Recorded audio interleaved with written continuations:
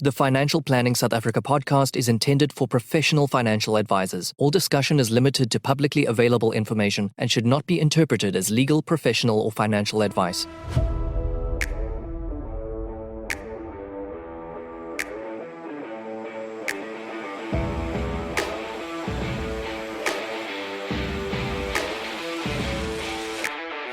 Hi, I'm Louis van der Merwe, Certified Financial Planner.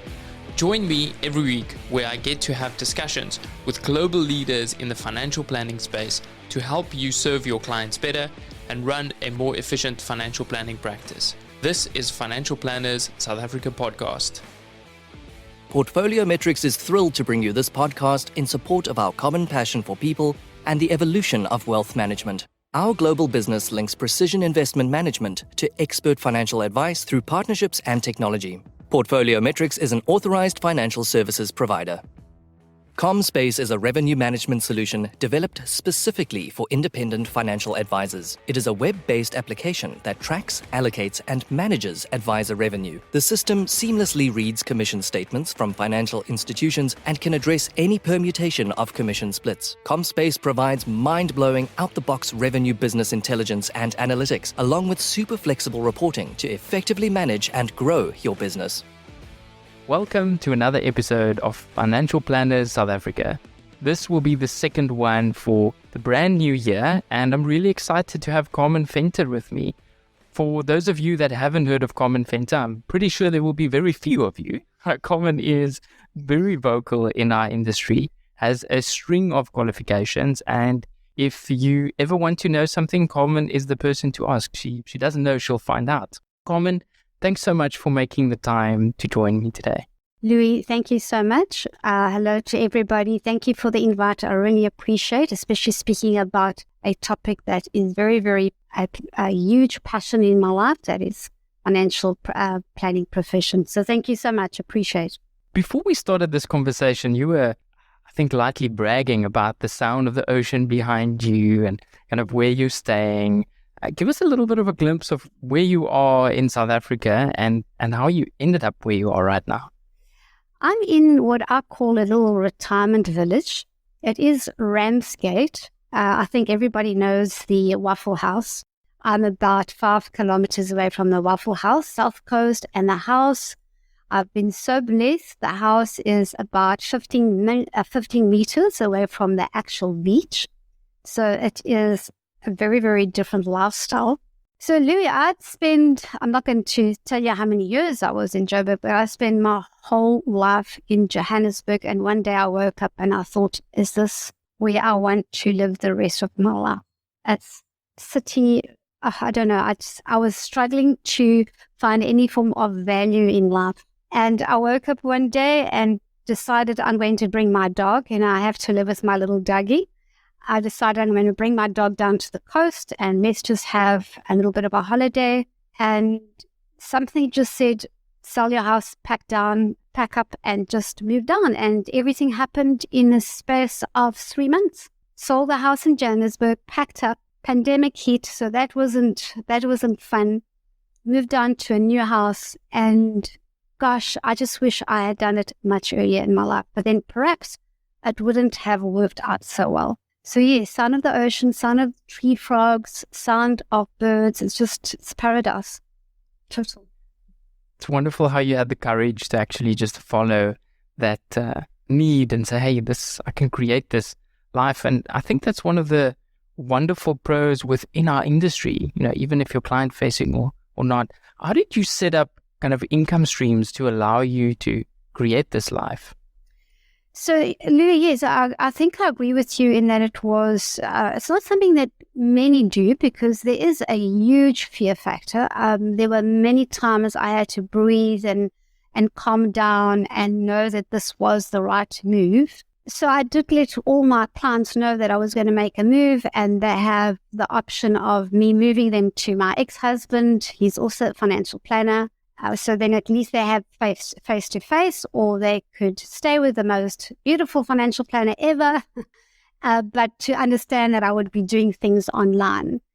And I was so fortunate. I think 90% of my clients said, oh, online is fine. We don't need to see you. We know what you do, etc. So I was very grateful from that perspective, but that was of course fearful. But I think to me, the most fearful was my education setup. I had, up until end of 2019, only done face-to-face workshops. Although I had done online before, but my business was face-to-face. And that's what I deliver. I want to see people's faces. I want to see their expressions.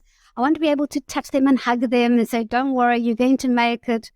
And all of a sudden to leave that behind and go online, yes, basically half the income I said goodbye to.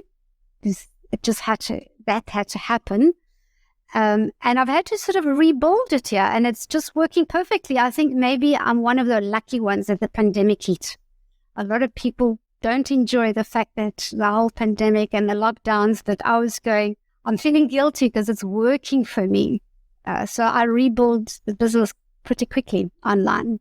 And I think people will be very surprised in the profession. It's not always about, if I can now, sorry, Louis, I know you're about to ask me the next question, but I'm just finding that because I don't spend time traveling and because I can be easily accessible, my client knows that if they need me at 7 o'clock in the evening and I don't have anything to do at 7 o'clock, there you are, let's do a quick Zoom and we meet one another.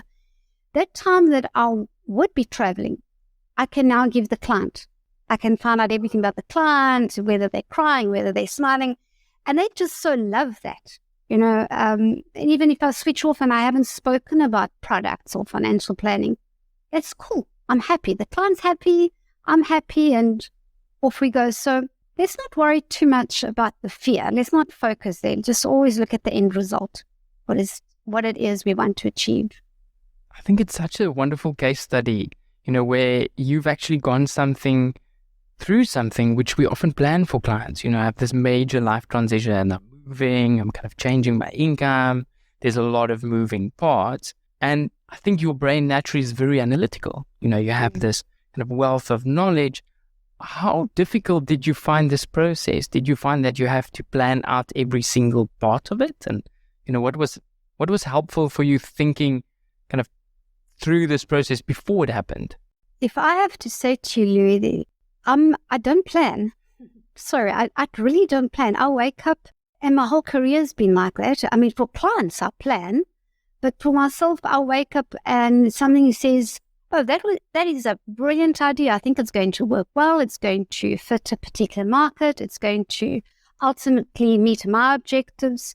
I just do it. I just take out a writing pad and I go, okay, what are all the boxes that need to be ticked to meet that objective? Venues, brochures, funds, whatever. I write it all down and then just tick as I go along. And I found that if I plan, so many things can go wrong, and it can sort of, after a while, I look at it and go, okay, it's not worth my while. It's just too many things to worry about. Where if I just do what I've been doing and I'm not going to change, this is a great idea. Just sit down and do it. Don't think about it. The minute you start thinking about it, the negative thoughts come in and the challenges come in and the hurdles come in. You're just giving your brain too much time to think. That's what you want to do. You just do it.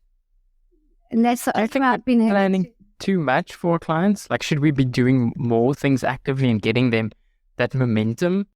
How do we translate this to clients? Because I'm hearing a financial planner saying, hey, I don't plan, but it just sounds like you maybe plan on a different way than what would have been expected. Yeah.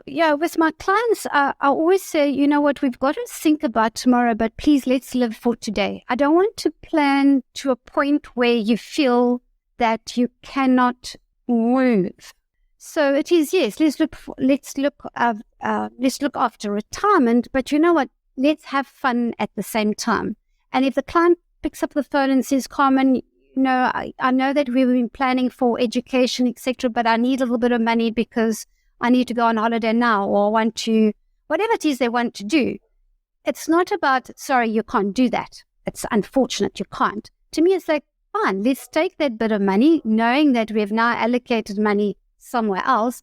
Let's have fun and let's start all over again, like just build up again. Does that make sense, Louis? So you're becoming that enabler instead of saying, oh, no, we have to scare you into saving all your money for retirement or saving for someone else. Because ultimately, when clients come to you, they sometimes think, oh, you're gonna tell me not to spend money. You're gonna tell me to do all these things. Do you think financial planning has evolved compared to how we did it 10 or 15 years ago? Louis, just before the podcast, I had a financial planner call me, Ezra. I won't say the surname, but we've known one another for so many years when I started at Liberty Life.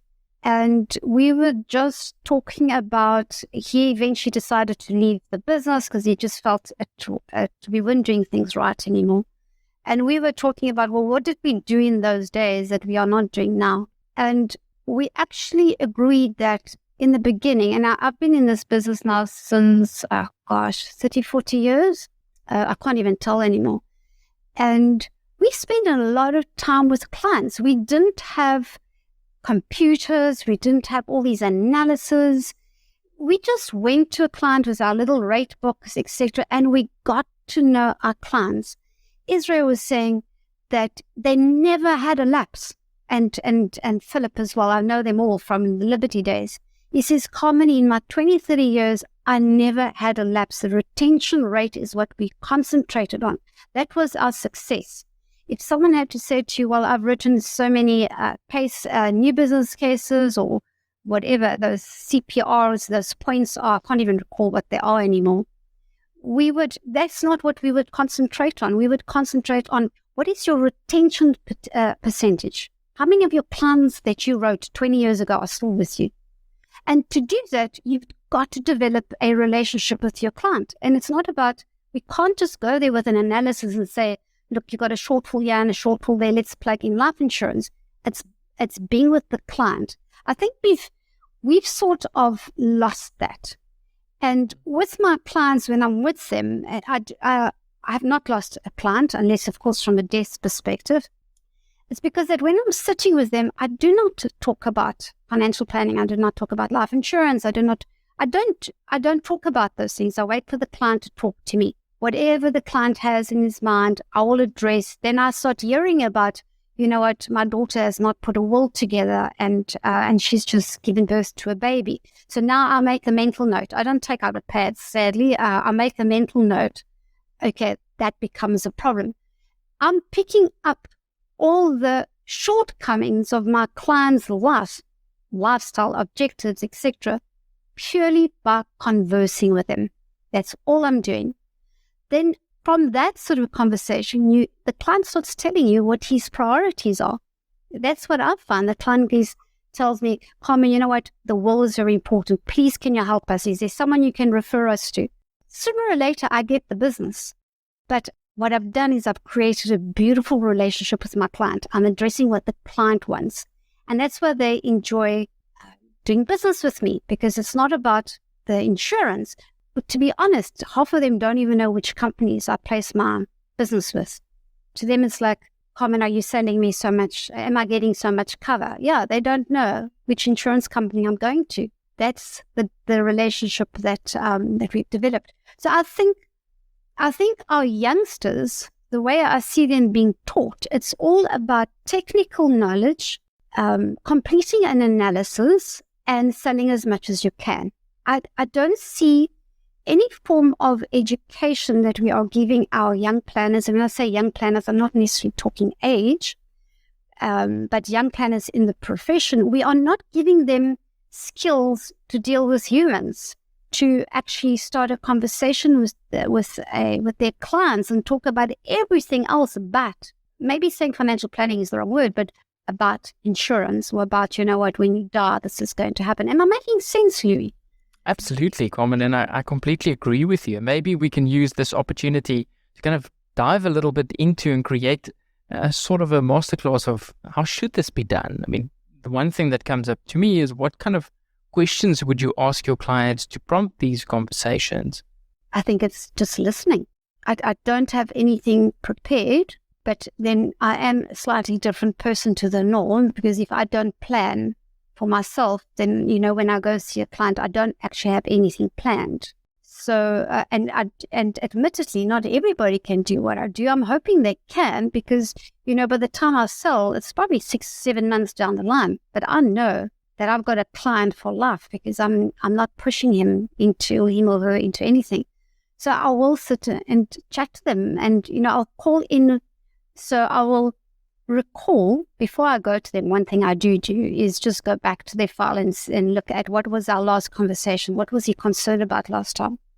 And then when I see them the second time round, I'll recall. I say, okay, so you had that concern last time. Did you manage to sort it out? I'll give you a small example. Just recently, my client had to get a trustee to resign from his trust.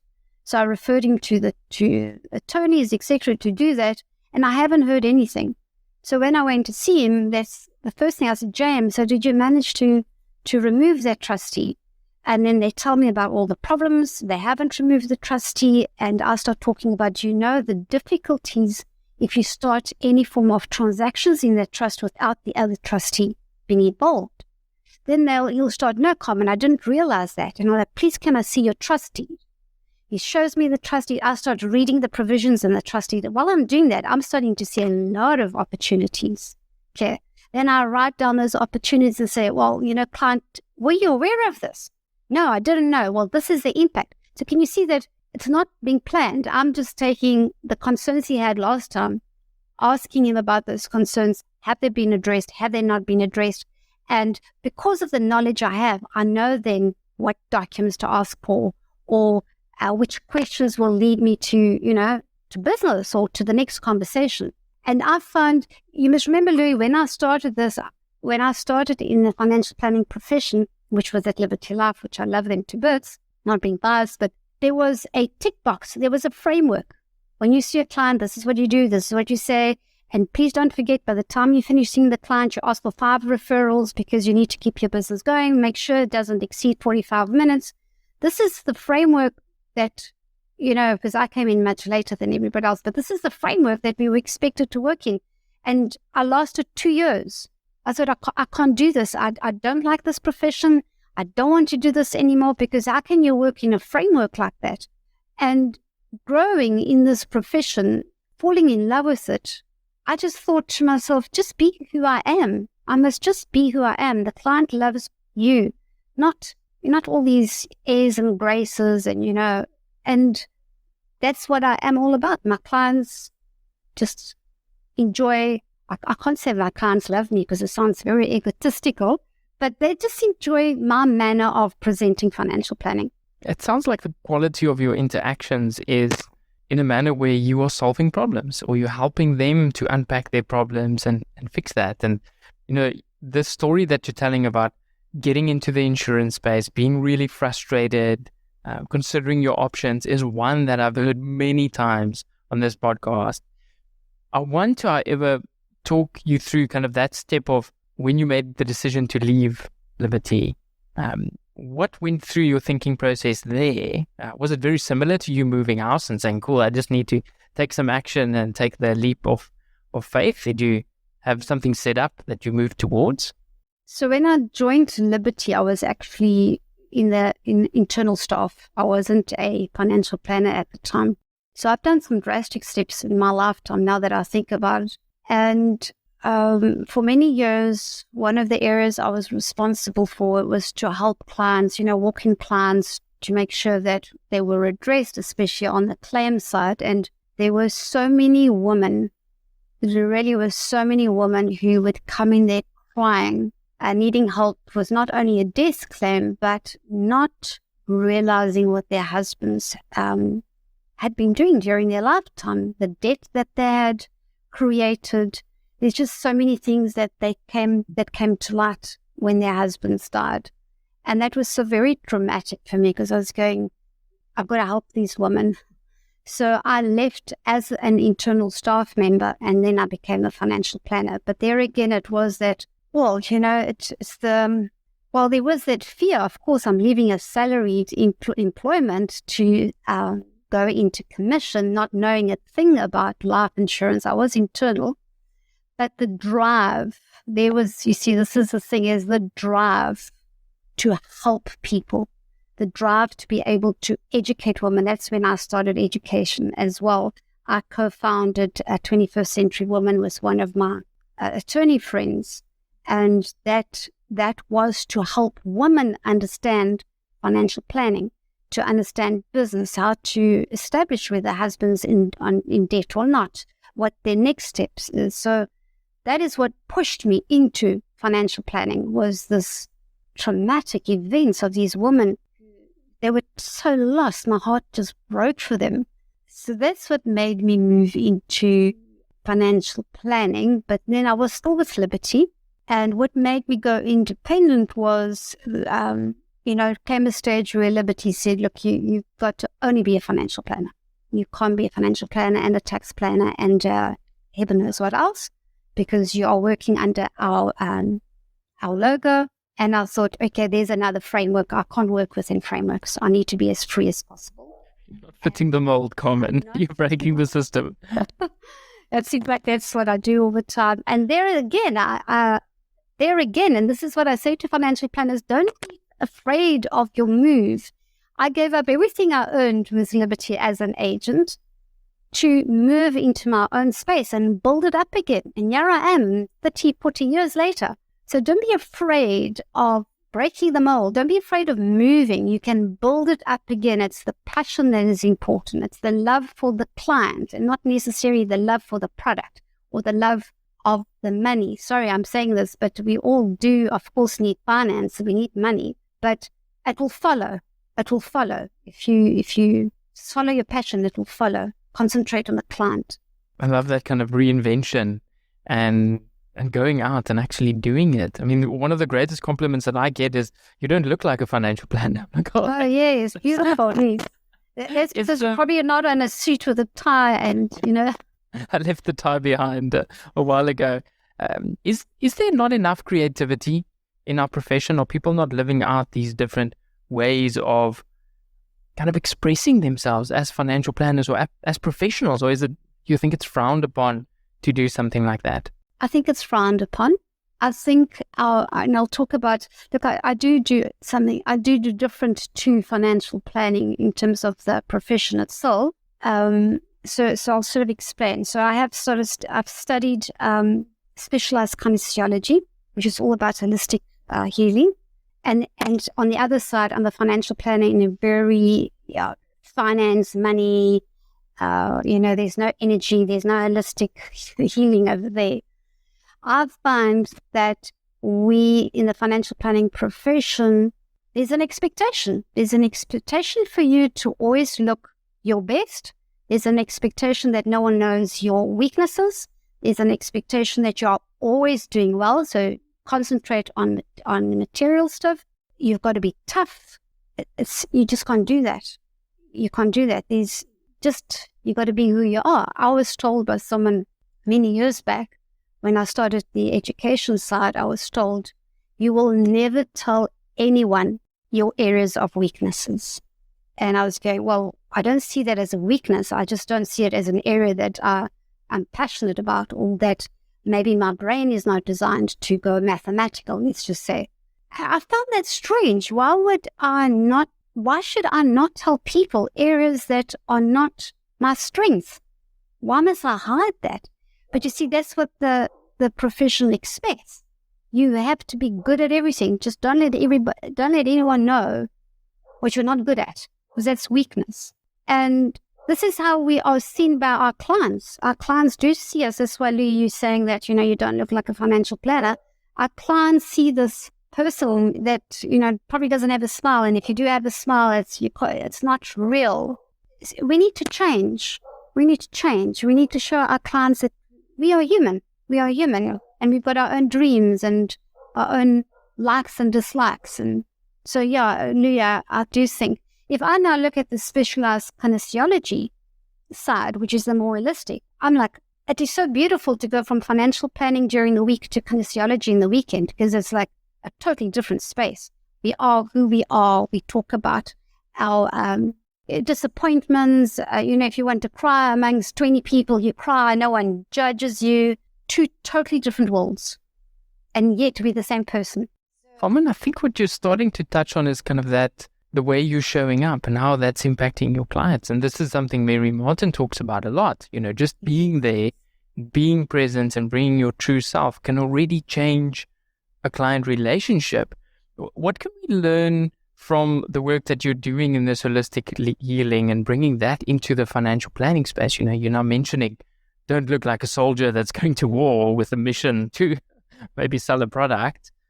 What else is there that really strikes you as contrasting that might be obvious with someone for your training? Look, kinesiology actually talked to me a lot about my relationship with my clients. And since I started that, I've been far more relaxed as well, because there's a module that actually teaches you to speak to a person. And the holistic healing side is I'm really having to delve very, very deeply into your emotions to the point where you are prepared to actually tell me every traumatic event that you've had in your life. So that's one of the modules that we are trained on, and I've used that, try and use that with my clients, and I actually find that it's amazing. I'm far closer to my clients than ever before, to the point that the client even tells me, why are you dressed the way you dress? Put on your sandals, give her a pair of shorts. Can you see the change in relationship there? It's just been a total fundamental change. And I think financial planners, I was taught by a financial planner many years ago as well. So I've been taught a lot of lessons. Take a look at your client. If your client is a farmer, you dress like a farmer. You don't turn up there with, your suit and things like that. Just be like him. And then when you are with that client, you're going to understand everything about farming. Talk about farming, never talk about yourself. Ask questions that makes him passionate about his profession, because you're going to get far more information if you do that. So to me, it's more, Louis, I think you've just wrapped it up in going, just be you, listen to the client, look at the client, listen to the client, ask the client questions about the client's feelings, their emotions. I'll easily say, you don't look good today, you look tired. Why don't you take a break? Or you don't even have makeup. It's such a difference when you don't have makeup. You see, I'm getting to the client. I'm becoming personal with the client. Louis, you ask me the same thing all the time, because I keep coming back to, it's like listening to the client. It's just being with the client. I'm trying to find a different way of putting it together, but it's just being you.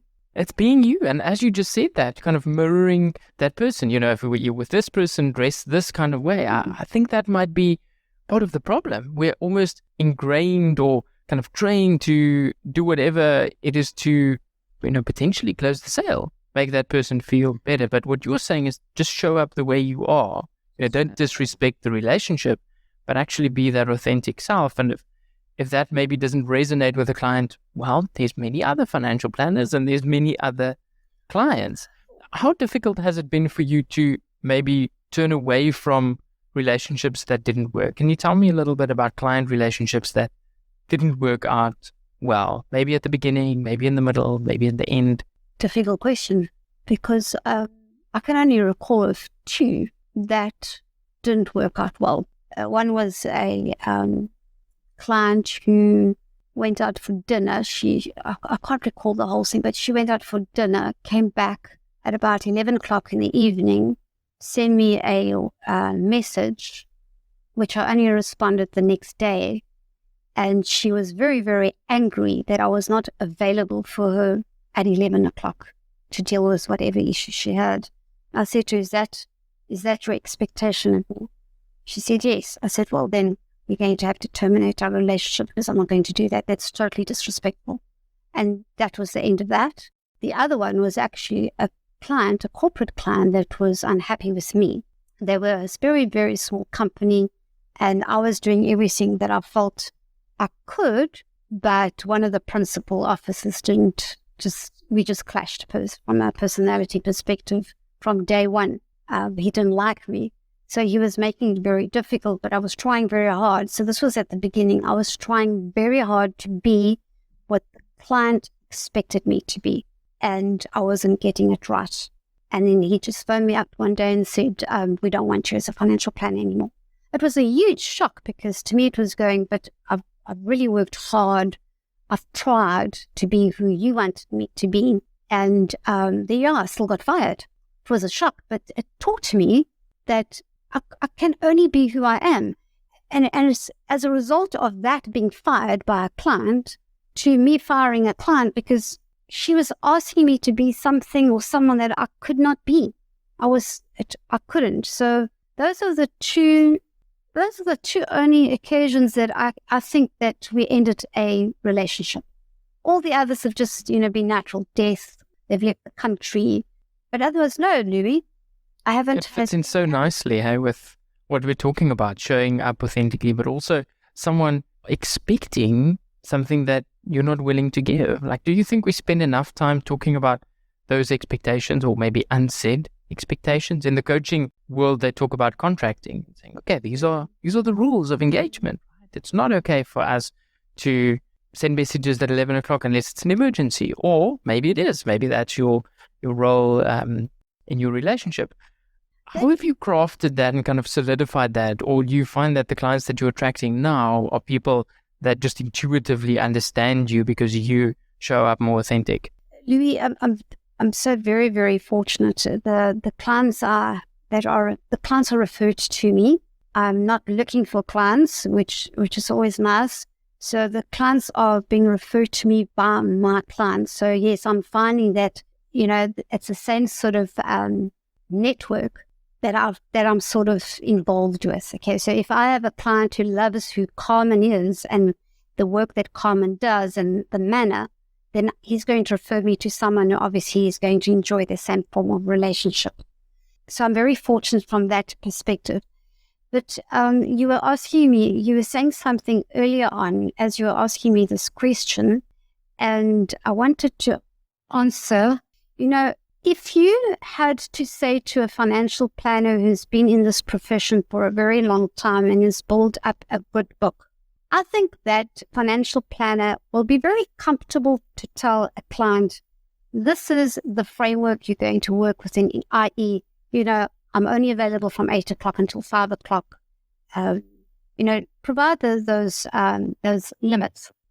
Take a young person, young, not again age, but a youngster who's come into our profession, knowing very well what the expectation is, and that is new business. Our providers do that to our financial planners. I don't enjoy it. I wish it could change, but if you do not sell so many policies at the end of the year, we're going to terminate your contract.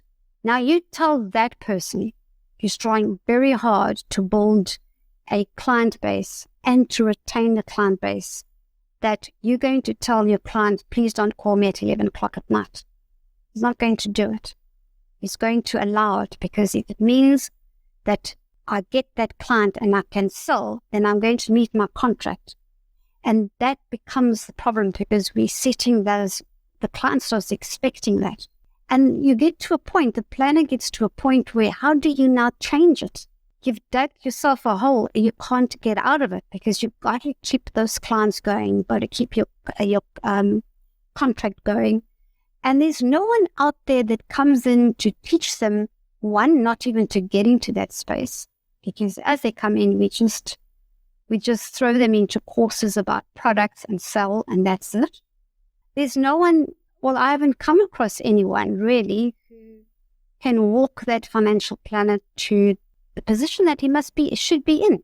And that is for clients to respect you as a planner, but at the same time, you are giving your client far more than just an analysis with products.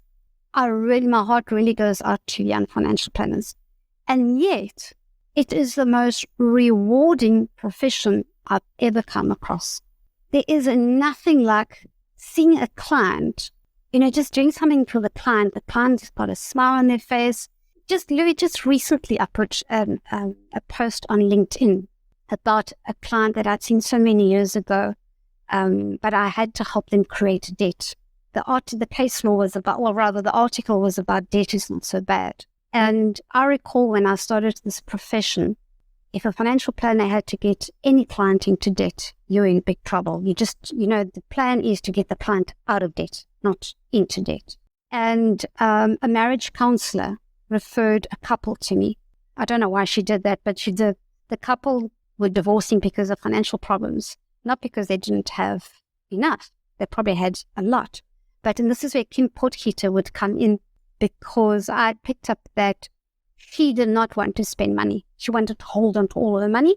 And he, on the other hand, was happy to spend everything in one day, because it was the I live for today and the other one was I live for tomorrow. And I'd actually met Kim Potgieter by that time, and I knew all about this financial behavioral thing. I didn't always believe in it, or sometimes I doubt it, but it worked for me thanks to Kim. She's very aware of this. And I picked up that this came from the parents. Okay, so the teaching was really from the parents. And what I had to do is I had to really listen to the client. Now, you must understand, yes, clients that were sent to me, under no circumstance am I going to sell anything to them. Okay, my responsibility was to get them to ensure that they remained married, and that they understood finance. They understood how to manage their finances. Again, nothing to do with life insurance. It was a bit of a... Carmen, was that also their expectation of this relationship? They didn't know what to expect. Okay. They just know that they went to a financial planner. But I was told by the counselor, You're going to fix the marriage now? you got to do something. They're going to divorce. I didn't know what to do. But in chatting about why do you feel like this and why do you feel like that and why do you think that's the problem, and, asking these type of questions, I eventually discovered that she wanted him to save for tomorrow and he wanted her to spend for today, a balance. And I had to actually go outside of all my teachings as a financial planner and say, okay, for you, I'm going to create debt for you to see that debt can actually be managed. It's not a bad thing. You just need to know how to manage it. But it does help you accumulate wealth. And then with the other individual, I'd say to him, you can spend as much as you want, but for every rand you spend, you are going to save the same for tomorrow. And Louis, it worked. I mean, I wrote on the LinkedIn, and I didn't sell insurance at all, by the way. For 5 years thereafter, I had her phone to say, I just want to let you know, we are still married. I have managed to buy another house, which we are renting. It's my responsibility to look after the budget. They were happy because all I addressed was their emotion and their thought patterns about what money was all about. And this is the beauty of this profession. So all those planners out there who think that this is just very scientific and it's all about new business, and sooner or later, I can tell you now, you are going to want to get out of this profession because it can be soul destroying if that is all you do. But if you walk the path with your client from the beginning until the end, until they die, hopefully they die before you, hey, but do for them, look after them, listen to them, and just work for them, not for your insurance provider, not for your employer. I know I'm going to get a lot of people being very angry with me here, but if you walk with your clients with passion and understanding and patience, you will build a beautiful business and it will be successful, and the finance and the rewards will come along with it. But you have to start right at the beginning, just loving your clients, working. Carmen, I want to know from these interactions that you had with, specifically with this couple, right? So you came up with something that most financial planners would probably not come up with. You gave them a elegant solution. How difficult was it for them to actually take action? Because what we see a lot is that, we might have the right solution or a solution, but for a client to take that step and actually implement it, actually go out and say, okay, cool, I am saving a bit more, I am getting myself to spend. What do you think the trigger was in your conversation for them to actually take action now on something that's maybe relatively rudimentary, like you need to spend a bit more and you need to save a bit more? It was follow up and reporting back. So we would say by next week we're meeting together. Look, they basically lived in my house because they used to come to my house. So I would say by next week you have opened up a credit card with a facility of 1,000 rand. So I need to see that card with you, etc. Then with the individual, I would say so we would actually have timelines that things had to be addressed. And I was super granular and accountability around those actions. And I was following up every single time. Every single time. So they had to, I wasn't really kind.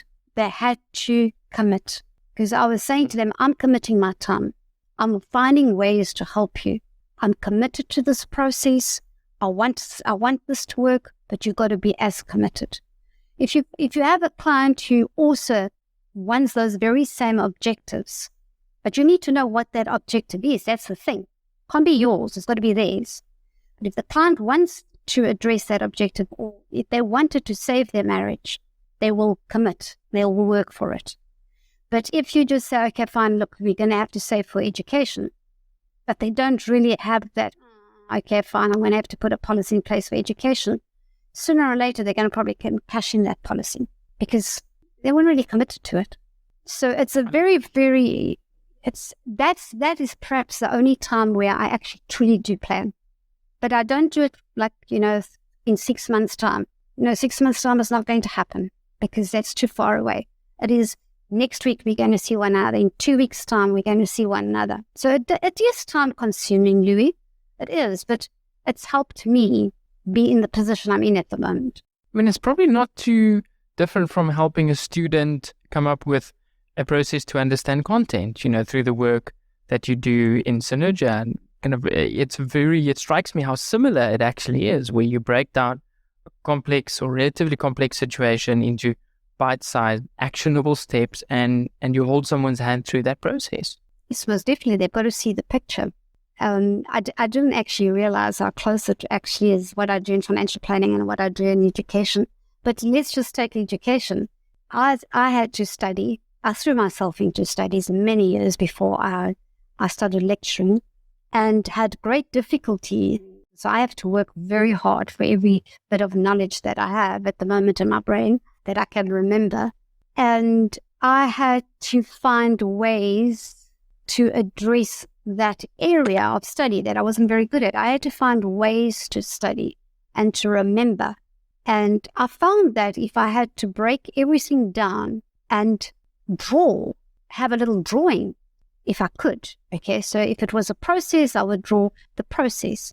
So I would turn everything into pictures, break it down, turn it into pictures, because now I can actually see what I'm studying rather than just words. I was finding that worked for me. And that's how I actually got into the whole education, again, thanks to Kim Potgieter, because she was a student of mine and she started my career, actually, her and another lady, Estelle, because while we were studying, they noticed how I was trying to show them as a small group how to actually tackle something that is so overwhelming. Okay, CFP is overwhelming and advanced is overwhelming. So if you tackle everything in one go, it's just impossible.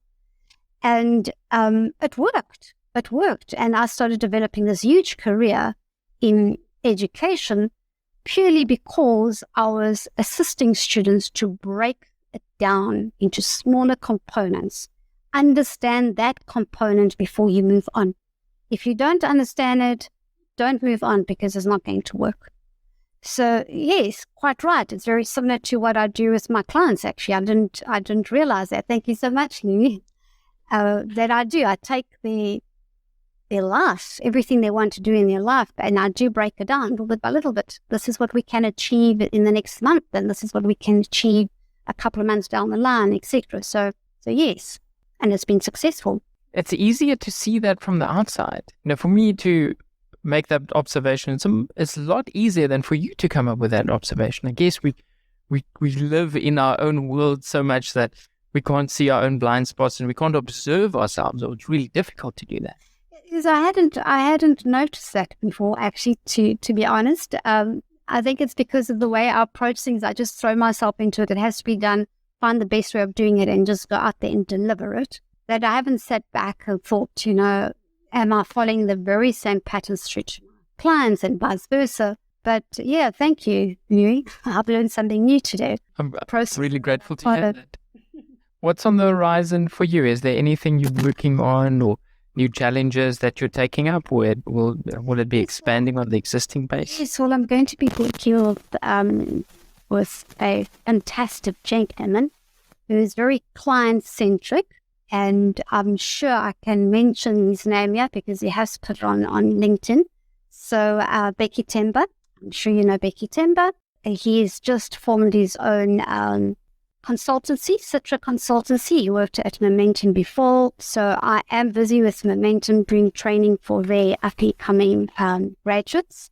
Very excited about that. I'm trying to teach them not only about the technical aspects of financial planning, but also, the soft issues, which no one really teaches. So I'm doing that. And then with Becky and Citra Consultancy, we also are looking at developing some programs to address many things, not only financial literacy, but financial coaching, the whole technical aspect of financial planning as well, and much, much more. I'm not going to go into too much of that because I think Becky Timber can actually explain that far better. And I am going to continue my specialized kinesiology, to specialize in human healing and, of course, in animal healing. The animal always has to come in there. So those are the two paths that I'm following at the moment.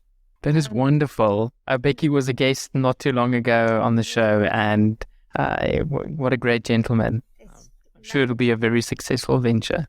It will be. I love his vision. I love what he's doing for the profession. It's just synchronicities. I mean, it's just works so well. We have the same objective. He's obviously just far better at knowing how to achieve those than I am. I just want to, let's develop what we need to develop and let me educate. So I'm very excited about that.